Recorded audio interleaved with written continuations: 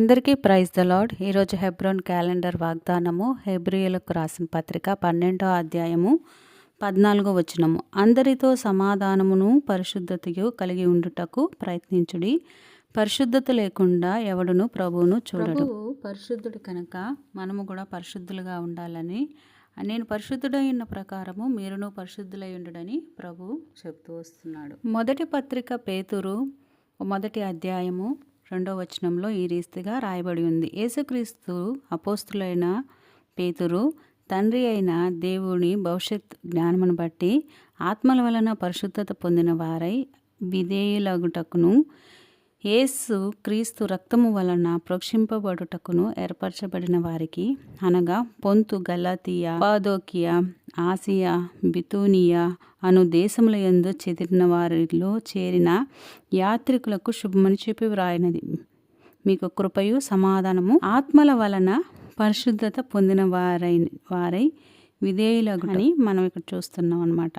కాబట్టి పరిశుద్ధత అనేది ప్రభు కోరేది. అది ఆత్మలో పరిశుద్ధత, మన మాటలో పరిశుద్ధత, మన అన్నిట్లో మనము పరిశుద్ధులంగా ఉండాలనేది. అదే కాక అందరితో కూడా మనము సమాధానంగాను పరిశుద్ధతయు కలిగి ఉండాలి. ఏ రీతిగా ఉండగలము సమాధానంగా పరిశుద్ధతగా అని అంటే, మనం సులువుగా చిక్కులు పెట్టు పాపములు, ప్రతి భారము వాటిల్లో చిక్కుకోకుండా మనం ఉండాలి. విశ్వాసనకర్తను మనము మాత్రమే చూడాలి. చూడండి, మనము హెబ్రీయులకు రాసిన పత్రిక 12వ అధ్యాయం 2వ వచనంలో, ఆయన తన ఎదుట ఉంచబడిన ఆనందము కొరకై అవమానమును నిర్లక్ష్యపెట్టి సిలువను సహించి దేవుని సింహాసనం యందు కుడిపార్శ్వమున ఆసీనుడై ఉన్నాడు. మీరు అలసట పడకయు మీ ప్రాణములను విసుకకయు ఉండునట్లు పాపాత్ములు తనకు వ్యతిరేకంగా చేసిన తిరస్కారమును అంతే ఓర్చుకునిన అందుకే ఆయనను తలంచుకొనుడి. ఇక్కడ మనము 15వ వచనము చూసుకుంటే, మీలో ఎవడైనను దేవుని కృపను పొందకయో తప్పిపోదురేమో అనియు, చేదైన వేరు ఏదైనా మొలచి కలవరపడుట వలన అనేకులు అపవిత్రులై పోదురేమో అని మనం చూసుకుంటున్నాం అన్నమాట.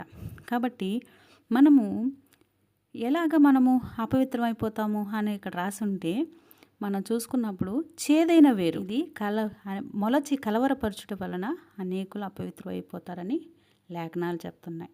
కాబట్టి దేవుని కృపలో మనము నిలిచి ఉండాలి.